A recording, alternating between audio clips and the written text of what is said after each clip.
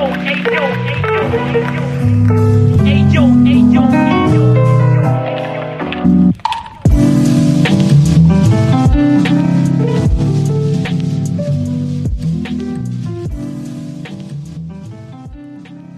project is a no-profit foundation about visual art and photography.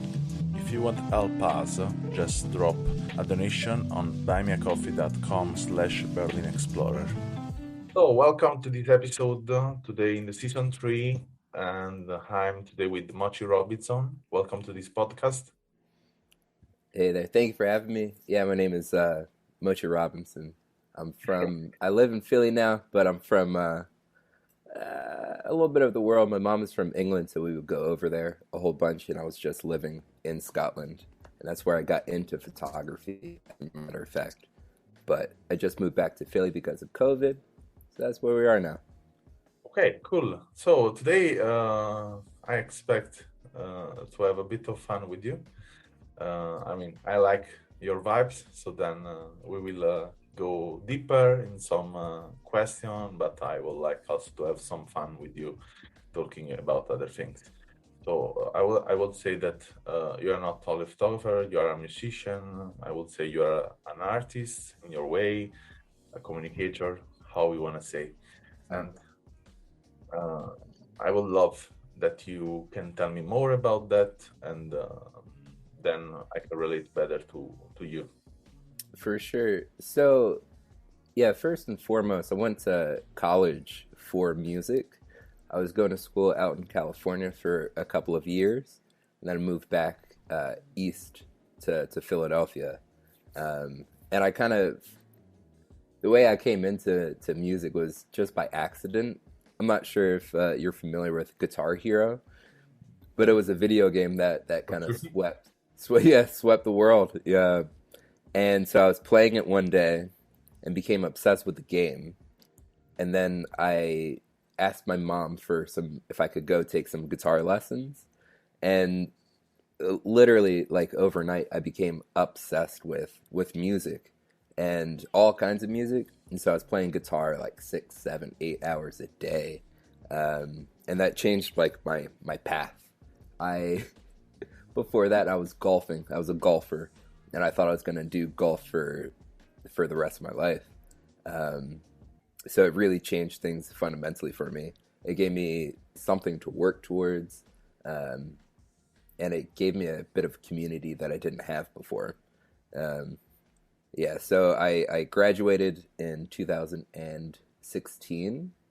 Did a bit of music afterwards, but real life kicked in, so I was working food industry. I was literally like flipping burgers, doing fries in the hot oil, making salads, and I really wanted some sort of change. So I helped my friend open up a breakfast lunch place, but I was still doing food industry, and I was working more of that than I ever was before. 6 days a week, 60, 70 hours a week. Yeah. So there's no time for music, for any kind of creativity. No time for anything, for yourself. Yeah, I feel bad for my girlfriend at the time, because like the one day off I had, it was Monday because we were closed, and that was my rest day. Do my laundry, just recoup on 6 days of work, and then I did it all over again. So something needed to change. So because of my mom being from England, I got my UK citizenship and was able to move over to Scotland. And that was a little bit on a whim. I didn't know much of anything about Scotland. I knew it was relatively affordable comparatively to like London.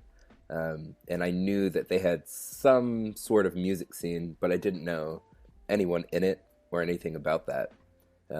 I just said, put like a pin in a map, figuratively, and I said, all right, we're gonna go there.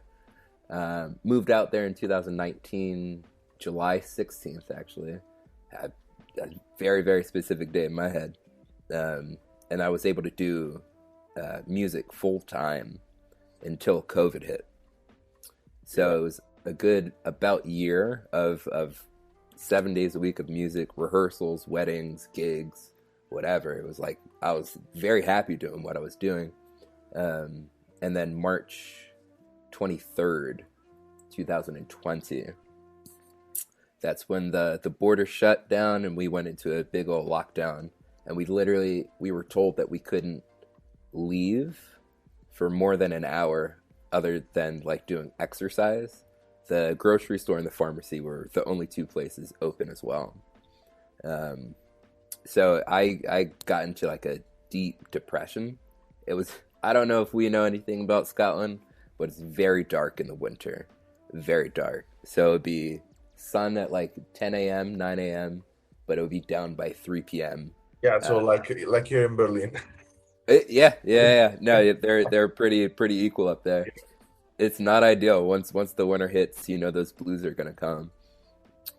So then in July of 2020, we start to open up a little bit. Like more shops can open up, and I go on a walk with my friend because it's one of the few things that you could actually recreationally do. Is just go on walks with people or drink cans of Tenants in the park with pals. Um, and we passed by this camera shop, and for some reason I was just very intrigued by the storefront filled with film cameras, and I was looking at the prices and they were affordable. It was like £80 for this Nikon film camera. Nothing crazy special about it. So I asked my friend, you mind if I go in here real Yeah. quick? I think I'm about to buy some. um, I buy it.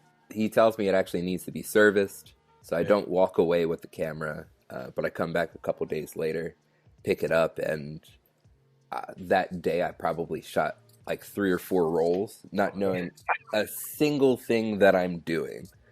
Like when I say I knew nothing, I knew nothing. I don't know what shutter speed is. I don't know how to adjust it. I don't know what this ISO means at all. Ugh, God, it was, and some of the shots came out, but I would say 30 out of 36 did not on every single roll. Mm. But it didn't matter to me because I was obsessed and it gave me a reason to leave the house. And that was the most important thing for me, something to do. Um, so I would go on big, like 10-mile walks all around. I was living in Edinburgh at the time. So I'd walk all around Edinburgh just shooting away. And it was gratifying. I saw like my skill got a little bit better. Then I started to ask friends if I could take their portraits and take pictures of them. So they really helped me cultivate some sort of understanding of what I was doing. And so as soon as the sun went down, I would then be looking at YouTube. So people like Joe Greer, Minolta Gang. I would just be watching like people do these really cool street photography Yeah, videos with all like all video, no? It's yeah, exactly, with like the lo-fi hip hop. So it's like I yeah, could relate to it. yeah.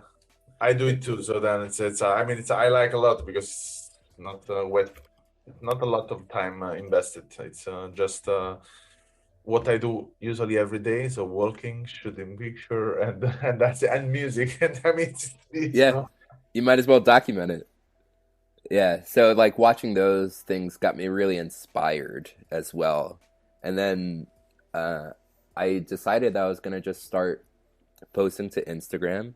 I yeah, I felt like my pictures were okay enough to share.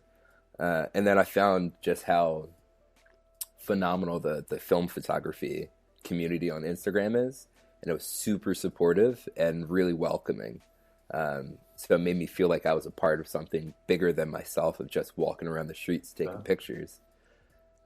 And here we are, like a year and a half later, nearly 2 years in the summer, and I'm very, very happy with what decision I've made. yeah, you start to relate practically to yourself, no?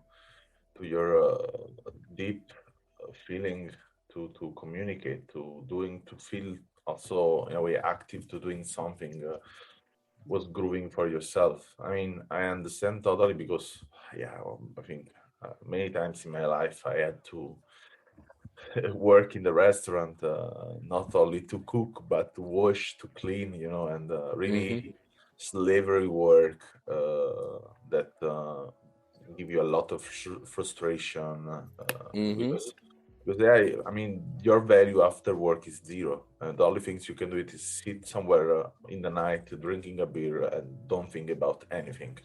Exactly. And I have seen a lot of people really going down this status to use drugs, use alcohol progressively after work because it's a really kind of job give you a lot of stress. I mean, because it's the way I think also they treat you. I mean, Thankless. I It's a always thankless think job. I always think that because I really love to cook. I mean, I do it really passionately, and I think always, yeah, if I will at my place with a friend or someone, will be even better. I will also to document as photographer. I will put a lot of my knowledges inside, but they relate to you as a number. This destroy you completely, and you don't have nothing to say. All shit come Yeah. out from your mind, and yeah, six on 7 days you don't have the time to doing a laundry, you don't have the time to cook something for yourself, you don't want to cook something for yourself, you No, don't no, want no. You bring whatever slop you yeah. have at work home back and, to yourself. and when you have the energy you try to doing everything one day but you understand that you cannot, Mm-mm. and yeah, it was a terrible time I had many times, and I totally understand. And yeah, I came out also up with these things that yeah, I will never anymore in my life doing a shitty job like that. Oh yeah. They did like also other jobs. Some other jobs were much more shitter. Yeah. No, true. There are. I think in the food industry, it's kind of like a two-sided coin, where it's I'm the kind of person where I do love interacting with people. Yeah. And so I help. When I moved back, I helped the same friend open up a second place, and I'm working there now, but only 4 days a week, and it's a much more chill, relaxed situation. When you have to do it 3 4 days per week, and you are in a, we'll say, in the family. Oh yeah, that's a We good way to put it. this air is totally different. But Hmm. when you do it because you have to survive in the end, because you don't find anything else, it's just the start is a frustration. Then to be there is even more frustrating Of course. because then you relate also to people are sometimes really ignorant, are really brutal, that they command you in base of what this, this is really frustrating because you have knowledges, you have maybe also talent sometimes, Hmm. and you have to relate to someone is a fucking brutal animal and and treats you like shit, you know, Oh and yeah. this No. make you totally out. And yeah, I would say that not everyone has the power then to jump off from that, and even if I think there are many more people support others, advise others to jump out from this world and try to get as freelancer and so on. I mean, to be a freelancer is also really hard work. I mean, I think it's much more hard than go to someone and taking money every month because yeah, there is no sure that you get money every month. I mean, you can get. Mm-mm. I mean, as a freelancer, the best year of my life as a freelancer was 2013, and I worked for really 365 days, but Wow. was only in 2013. I mean, it's other years, yes, there was some years was working 6 months, other some years 2 months. Hmm. So it's always a balance. And what I learned as a freelancer is that you have to be always aware and in alert. So then you don't have to say, "Oh, okay, today I don't know, I got it $10,000 and I can do it where else I want." No, you have to chill down and wait. you Hmm. know, you No, and cannot you risk. understand that's not gonna be the next day as well. So Yeah, yeah, I feel like it's then the balance in your head is maybe you do have this really good day, this good job, um, but it is a job to job kind of gig. So you can't put all of your eggs and happiness into this one job and think it's all gonna be the rest of the year like that as well. Yeah. So let's continue your story because then I have some question, I have some curiosities. And okay, so you work 4 days per week in the restaurant, in the breakfast restaurant, and we have other 3 days, no? And we have also the small part of these 4 days. Hmm. And what do you do in this time? I mean, in the creative way.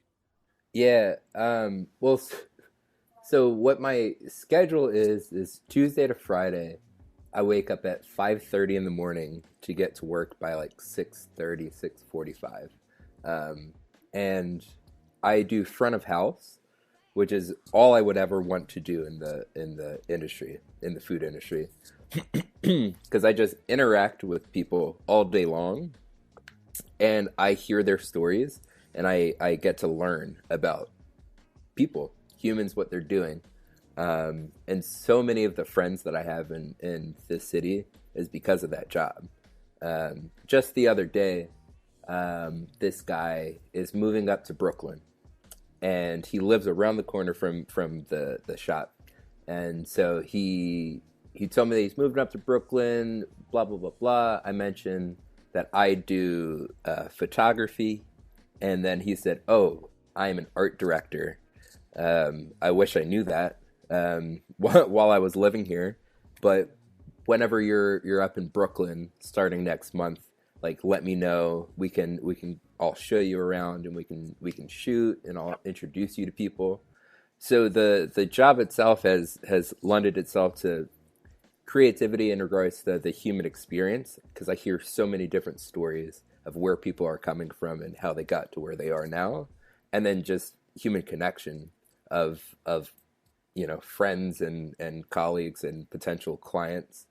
Um, so I'm ecstatic about that. And then I have Saturday, Sunday, Monday off, so I can actually explore those endeavors. So if I want to go up to New York, which is a 90-minute train away, I can do that on a Saturday, stay overnight, and then come back, and I still have my Monday to rest if I want to do my laundry like the good old days, and then my work week starts over again. So I feel pretty blessed with having the knowledge that I've got a consistent paycheck, consistently going to be interacting with people because I'm an extrovert and I rely on that for like energy.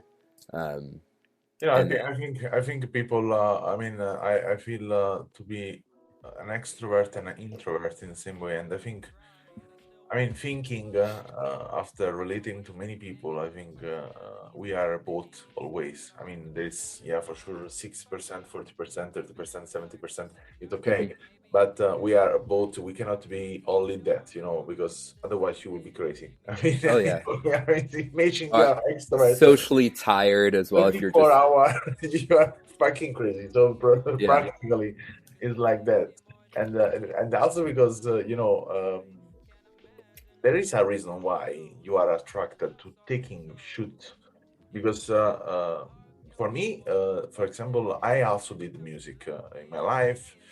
I stopped and I think it's better that I stopped because I was 10 hours in front of the computer playing the piano and Oh making yeah, techno music or electronic music and so your on. back is arched and everything. And I was really with the 8 terabyte of hard disk full of clips, instruments, and so on. Hmm. Uh, and what I think is with music, you can totally relate to some kind of communication. And the powerful of the music is that it's straight to the point. It's totally different from the photography. With the music, you can write the message you want, even Hmm. without singing, because you can relate to some kind of emotion. They are normally, I mean, um, totally easy to understand for everyone. So if it's a song is sad, you 99% of people will say it's sad. They feel So it. It's something that's felt. Yeah, so it's really much more easier. But photography is totally another word. Photography is more philosophy. It's to Mm, stop and to think. And I think photography is divided in three steps. The first step is you and your camera. So it's you as a subject and your camera as a tool, and you how you relate to the world. Then is how do you relate to the world and shoot a picture, and this picture was how they ride you to move in another world, because then you discover something is out of yourself. So you want hmm to relate to a subject or object is outside, and then this connection create another totally dimension of connection, because then when you develop the picture, you are not there anymore, you're not in this world anymore that you catched. So this world start to be a portion of the reality, and after then you have to select this picture, because sometimes, yeah, we have also to select this picture to show off the work. And I hmm think the real method of photography start to be in the middle between these three steps, because it's easy. I mean, it's easy to shoot a picture. I mean, everyone can do it. You can be also technically really good, or you can be totally technically shitty. Everyone can just press a button, but doesn't matter how you press the button, but how do you relate to this picture, and how you can ride the communication with that. And the difference between the music is that to write a message you want other people read in the same way you read, or you want to communicate, you have to be really a good reader of photographer. hmm So I'm talking about that because I want to ask you, what is for you the connection and the relation between music and photography, and how does it work for you that? For sure. I do agree with so much of what you said. I think it's easier I think it's easier for us as humans to relate to music cuz like you said you don't even need words in it to understand the feeling that's being portrayed. Um, there are songs that we listen to from 80, 70 years ago that our grandparents were listening to, and we have the same feeling that they were having. With that being said, I think there's like added dimensions to photography because so much of how we view photos is just we're scrolling and we'll see on Instagram something. So I some of the most engaging photos to me are the ones that make me stop and then contemplate what it is that I'm seeing, what is trying to be communicated to me. Um, a photo actually I just saw today was this grainy, um, lo-fi black and white beach photo of just this one shadowy figure on the beach. And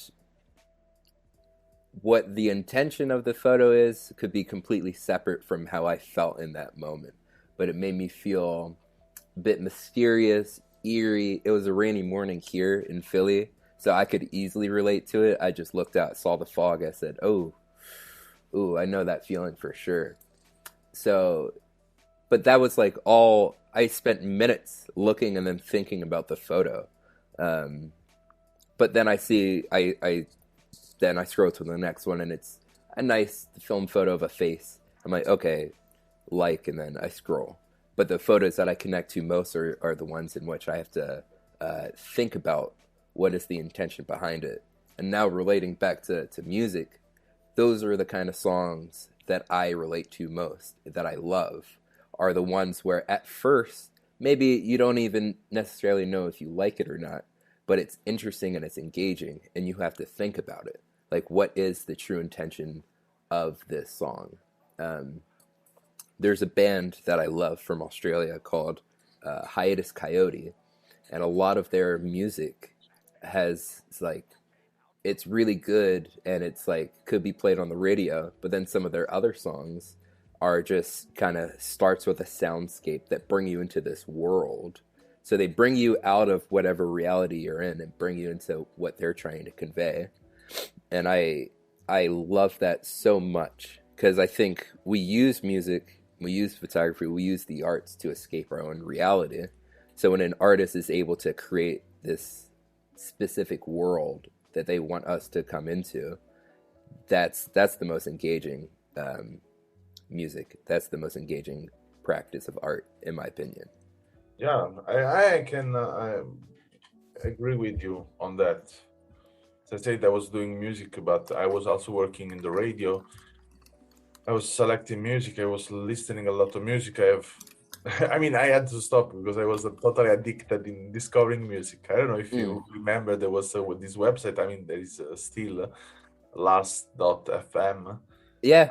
And Oh yeah. you click one artist and then the related artist. And when I was 13, 14, I was totally addicted and I was spending 8, 9, 10 hours in the night going from an artist to another artist to another artist and listening all the album, all of them. And yeah, if you check on my Spotify, I have playlists of over than 10,000 favorite songs that they Yeah. are, you know, it's not because I put randomly everything, but because I'm totally an overdose person. Yeah, and you invest yourself into Yeah. discovery as well. Because for me, it's when you discover a track, it's like you discover a way to perceive the world and a way to perceive also yourself.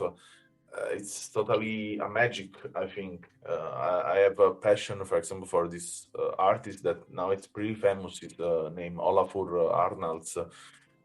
He has also a DJ name as I don't remember now, but yeah, then maybe will come back to my mind. But it's a really it's an electronic piano artist. It's so intensive for me. I learned a lot about myself, and I listen sometimes track of him the entire night, the same track, Wow. to get some point of myself. I mean, I relate myself a lot to that. But yeah, we have to go a bit more faster if we want to reach our hour. I mean, it's Mm. not anymore 50 minutes of experience, but we're never a 50 minutes of experience. I think, yeah, in this season three, I will change the cover. I will change the name. I will say, okay, 50 minutes and more of experience. Hmm. We're And easy to talk to, so it becomes easy to make it in an hour. yeah, I mean, I did some podcasts recorded for 2 hours, no stop. And Oh wow. talk, you know, because now, for example, I put them some other ideas, and you inspired me with some things you said. You inspired me a lot to, and I started to imagine some things I would love to doing. I mean, I'm already put it down two projects. I will love that to do it with you. So imagine.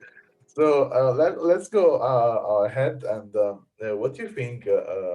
You were never able to shoot in photography, but before to doing this question, I want to ask you what you shoot What I shoot? Oy.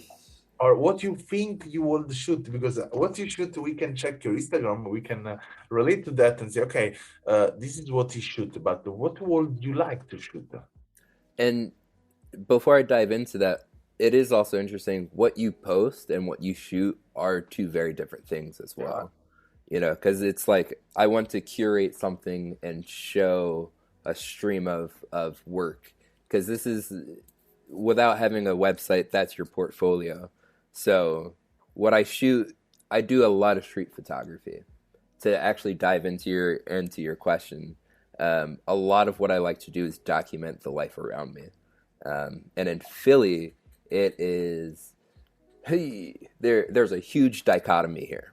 So there's two worlds that live in Philly, and you've got the what people think and the tourists come for, Old City, Liberty Bell, City Hall, all that kind of shit. But then you have the real Philly, which is somehow the underbelly, and we have a lot of homelessness, a lot of desperation, a lot of crime, Dirty. It's a pretty fucking dirty city. I live in South Philly, and just yesterday I was walking around, and I'm basically swimming in trash on the ground on the sidewalk.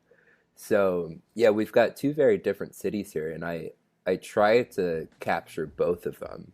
There's it's an ongoing series where I'm the title is going to be City Dichotomy, where the first one was we've got a I would say a quite accepted and embraced LGBT community here, and so we have this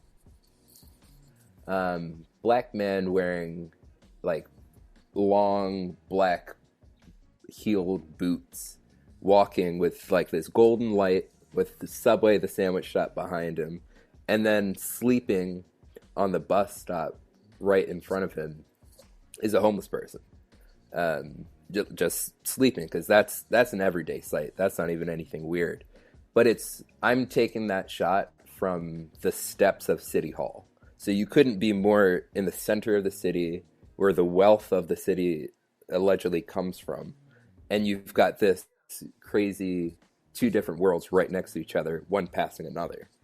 Um, and then the second one in that series is a character that everyone that went to my college, University of the Arts, knows this guy, because he would hang out on the block of like the main building of the school, and we refer to him as the popcorn guy, because he would always be eating popcorn, throwing popcorn, and he was like friends with the birds kind of person. And so it's him hanging around the corner of this like beautiful, like Georgian architecture building. But he himself like has like natted, dreaded hair, and he looks he looks some type of way. And then you've got like professional business people walking by.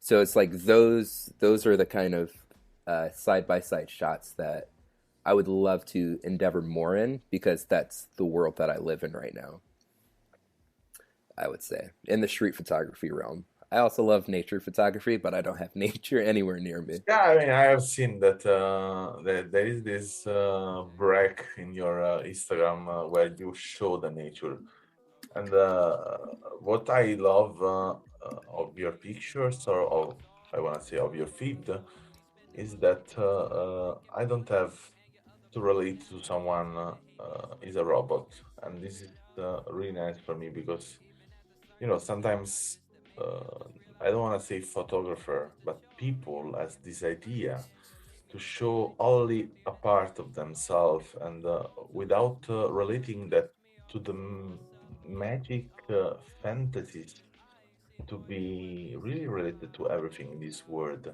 So they show you the always same series of picture, and Hmm. another thing is really weird that for sure this is a marketing strategies to relate better to the follower. I mean, probably you have seen like me, million of people as million of followers just because they post always the same fucking picture. Yeah. Oh And I yeah. ask to myself, okay, but why all of these people follow? It's like that they love to go in the supermarket and watch always the same pack of pasta. Right.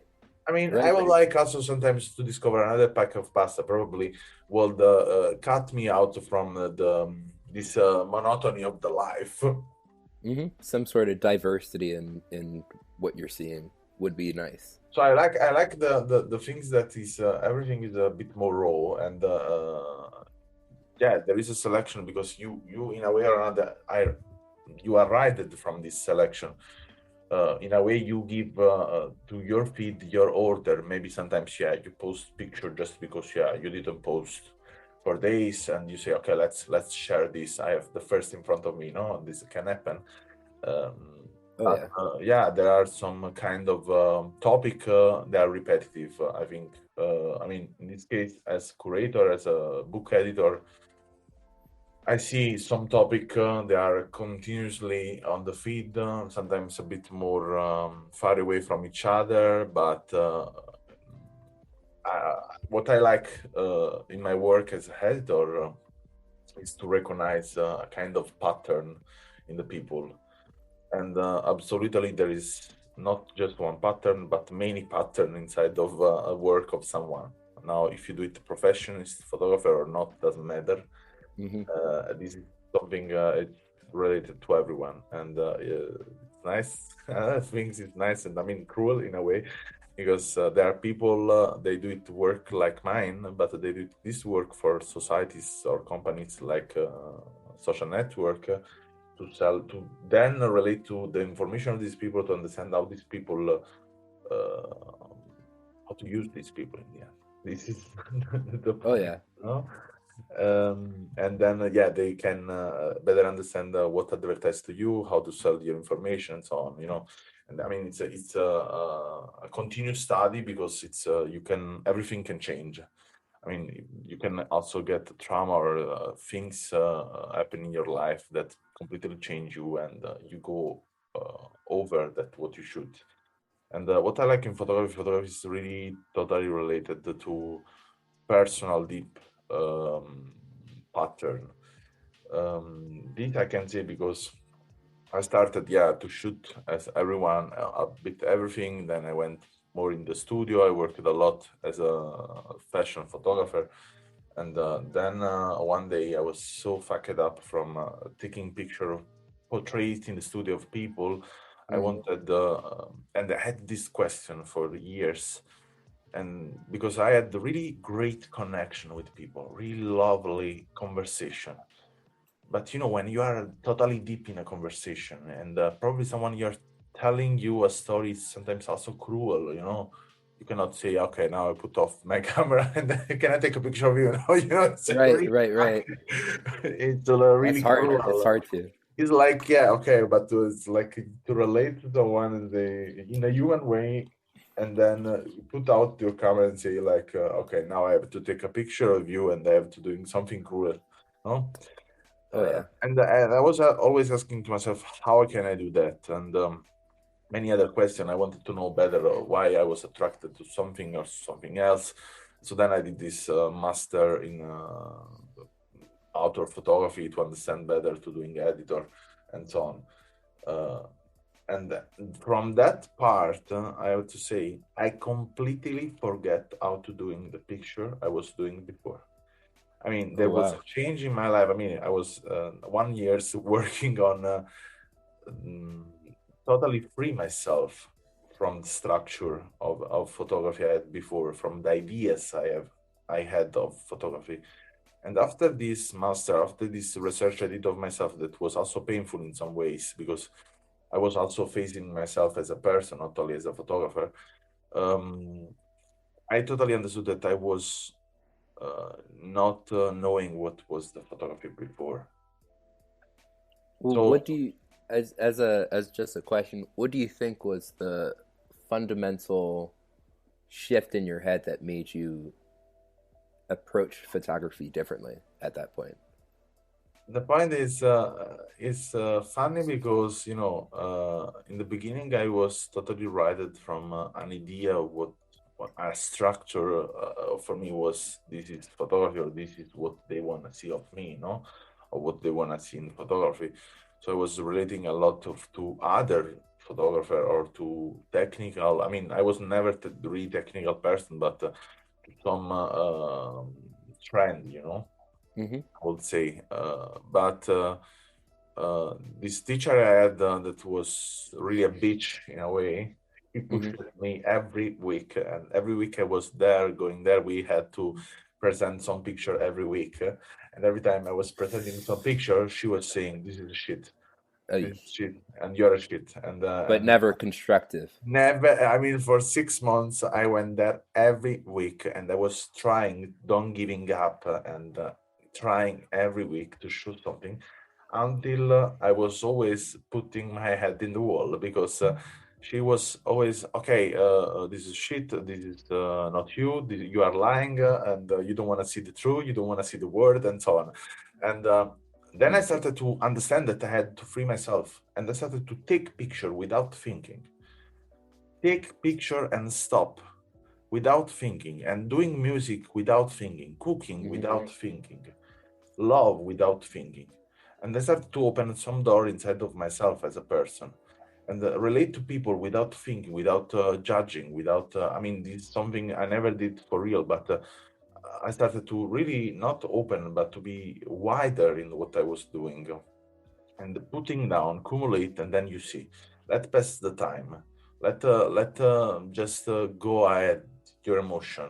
Don't think too much, and this gives me also opportunity to start to understand how to really relate to kind of reportage or documentary without giving shit in the moment, listening a person, but at the same time also taking picture of this person without disturbing the moment of the situation. Mm-hmm.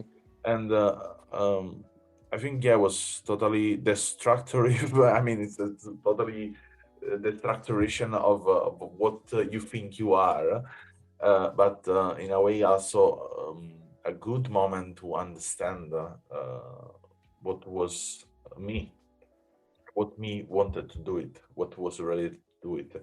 And I don't know if you have this feeling, no? But when you go out, even if you go out without the camera, your eyes are always attracted from something, Mm-hmm.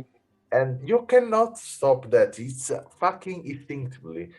You are there, and you cannot stop to watch something. You are always attracted, is maybe curious to watch and to relate it. Oh yeah. And this is, I think, is absolutely the first rule in being a photographer. Be attracted from what you will be attracted also without the camera. And so if you do it or not, the picture doesn't matter. I mean, you do it with your head. Your eyes are being drawn somewhere. And I said probably in one of these podcasts that the best picture are the one we do it in our head. Because are Mm-hmm. the one right at the always our dream, because we in a way or another put inside of our archive in the mind, and we repeat inside of our mind. I think, yeah, I mean, we can talk along for hours about these topics I talk always about. Now I'm recording also some YouTube videos about, because it's a lot of stuff. Yeah. I mean, this is where your But passion is. yeah, I mean, it's what I love. I mean, for sure, it's I love philosophy in a way. Even if I never really studied, I just read stuff randomly I liked. No, But you and me both for sure. Because I what I was doing in Scotland for a little bit was playing bass in a church, and I am not religious, but when I would hear what the pastor was saying, I would just hear them as philosophies, and that's a lot of food for thought, a lot of things for you to think about. yeah, I'm the same. I'm atheist, but I related to many different religions. I Hmm. really love religion, and I studied a lot. I mean, I studied. It's a brutal study. I was really interested. I read a lot of book of religion that probably the people they believe in this religion didn't read. Oh yeah. I read the Xuan Tzu. It's the book of the. Oh, It's the Sun first, Tzu. the first book of the Buddhism. No, it says no one read it because it's so fucking big and complicated. Yeah. Uh, but yeah, for me was totally a way to open myself. Mm. But what I want to say, so practically I have 2 minutes with you now remaining, and I will propose in that way. I have at least one, two, three, four, five questions that I want to give to you, plus stuff came up now in our conversation, and I want to ask you if it's okay for you, if you would like to continue that podcast in a second episode. I mean, in another time. Absolutely. I mean, and the listeners also they can relate to that, because I think it's interesting to jump and continue our conversation. No, of course. This is incredibly enjoyable. I'd love to chat with you for another one. Okay, so I hand up this first episode, and yeah, it was really nice. I hope to have many other podcasts like this in my life. So it was Mochi Robinson, and I hope Hmm. you can check the profile on Instagram. Link are in description, and so get in touch for the next episode, and we will see. Also, we will listen some other nice things. I have some question of one of these questions choose from Mochi, so then you can also have a bit of fun on that. And yeah, he will also add to me this question. So we will see in the next episode. Absolutely. Looking forward to it.